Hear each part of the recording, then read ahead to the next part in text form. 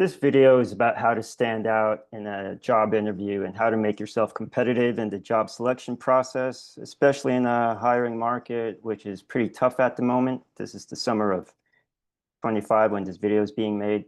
So I'd like to share a story about someone who I think is the perfect job candidate. It's a profile of someone who was written about in the Wall Street Journal. Chelsea Shaver started saving for retirement in 8th grade.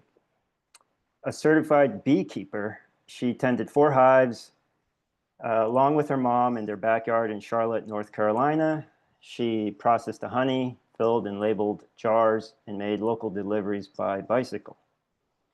Rather than spend the $5,000 she netted, Chelsea, now 14 years old, used the money to fund a Roth IRA, where it can grow tax-free over her lifetime and beyond. So for me, Chelsea represents or personifies the 3 attributes of the type of person I'd want to hire and that I look for when I worked in IT consulting and investment banking. Those 3 attributes are the ability to learn, the ability to work with other people, and the willingness to work hard. But not only do I think she's a good job candidate, I think she's actually a great potential future CEO because, like all great CEOs, she has 2 more attributes, which are entrepreneurism and savvy investing. And her use of the Roth IRA to start investing when she's very young, especially in such a tax advantageous way, and then demonstrating that she understands the value of doing so, is an incredible skill to have at that early age and very lucrative, potentially. If you've seen my other videos, you'll know that $1,000 invested between 1980 and 2020 would have returned to $97,000 at the end of those 40 years because the stock market did so amazingly well. The stock market is a wealth creation machine, but you have to understand how the stock market works in order for you to make it work for you. So I think she's a great example of that. And if she were to go in an interview, if I were to interview her, I would want to know, how did you save on taxes? How did you invest successfully? What made you choose between an ETF and a mutual fund? How did you identify the fees? What attracted you to the performance of one fund over another? And the great thing about that from an interview perspective is that most people, and I think most hiring managers, know that investing for retirement is incredibly important, but they find it stressful either because it's confusing or they're intimidated, they never learned about it. So to demonstrate financial literacy, I think, is an incredible skill that really distinguishes you in the job market. And the stock market is very democratic. It doesn't care how old you are, what your major is, where you were born. All the stock market judges you on is how well you understand finance and the economy and how disciplined you are as an investor. And so I encourage you to watch the rest of my channel, Money Refinery, because you'll learn all the steps of how to do what Chelsea did. And I think it's also worth noting, one of the reasons why interviewing for jobs now and perhaps going forward into the future, one of the reasons why it's hard is because the competition is so intense.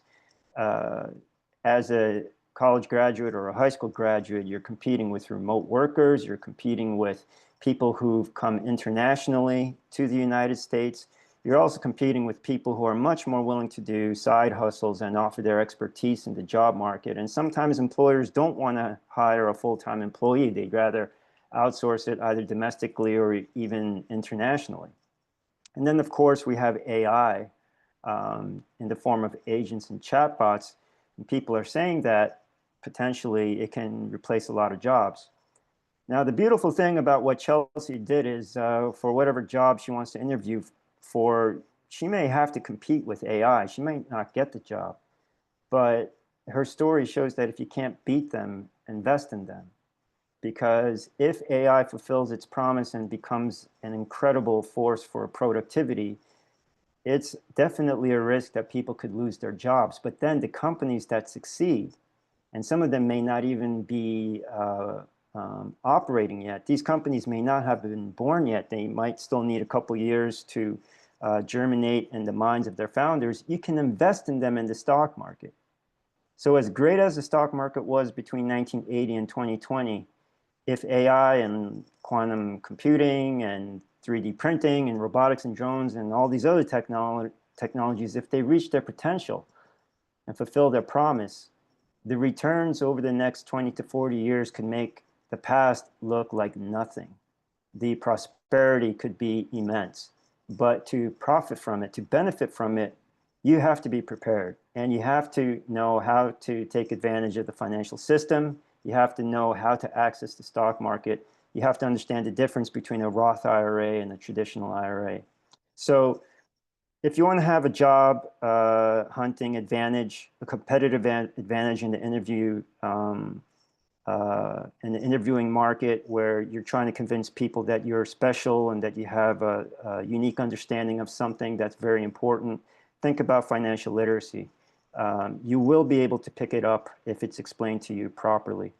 And so with that, please take a look at my channel. I'm going to post the Wall Street Journal article for you so you can read more about it. And I'm also going to put in the description some more information about the custodial IRA and the benefits of a Roth IRA, which are pretty substantial. That'll be also detailed in future interviews. Thanks for listening. See you next time.